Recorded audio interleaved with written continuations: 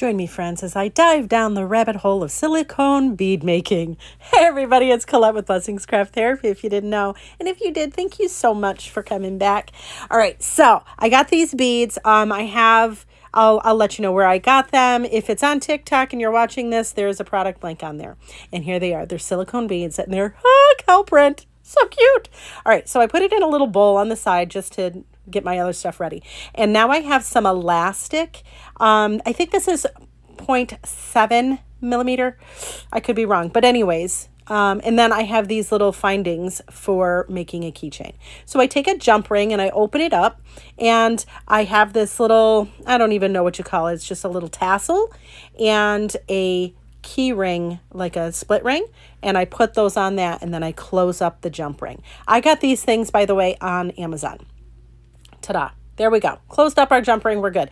Then I have a little lobster claw that we're going to put on it as well. So I just put that on the split ring, and we're going to set that aside. We're going to obviously use that later. So then I have the elastic cording that my daughter thankfully gave me. It was in my stash.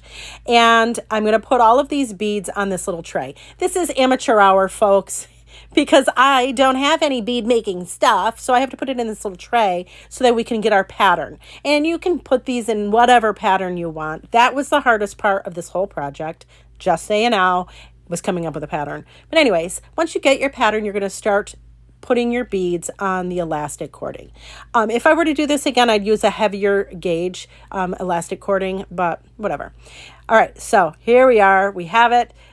Adorable. Now we're going to get that key ring thing that we had earlier, and we're going to put that on. You just want to make sure that you put it on before you tie it, obviously.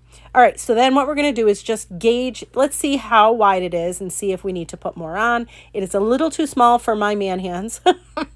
So we're going to put another set of the beads on. These beads, by the way, are addictive. I love them. They're super smooth.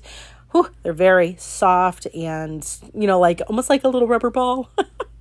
All right, so I tested it, and yep, it looks like it's going to fit. So I cut the excess off, and then I'm going to now tie it. So what we're going to do is do a regular knot, except we're going to loop it around again. It's called a surgeon's knot, apparently. Who knew? And then we're going to tie it really tight. So pull it nice and tight.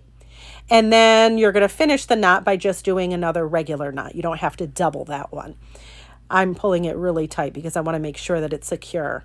And again, we're just going to do this other one. Normally, you don't have to do double for that one. Doop. It looked like I did double. I didn't. I just did a normal one. And I pulled it apart a little bit just to make sure it was adhered. And then before I cut all of that excess off, I'm going to put those tails through another bead. So that way that knot at the end is going to slide through the bead, and the ends are going to be in the bead, and it's going to be seamless. And then we cut off the excess and quit it right now. Quit it right now. I'm doing a happy dance. Can you tell? Look at how pretty it is. Listen, friends, this is a rabbit hole that I have now jumped in. Because, holy Toledo, I want to make them all. I want to make so many more. Let me know in the comments if you've made these. I love them. Okay. Anyways, friends, thank you so much for watching. And I hope this inspires you.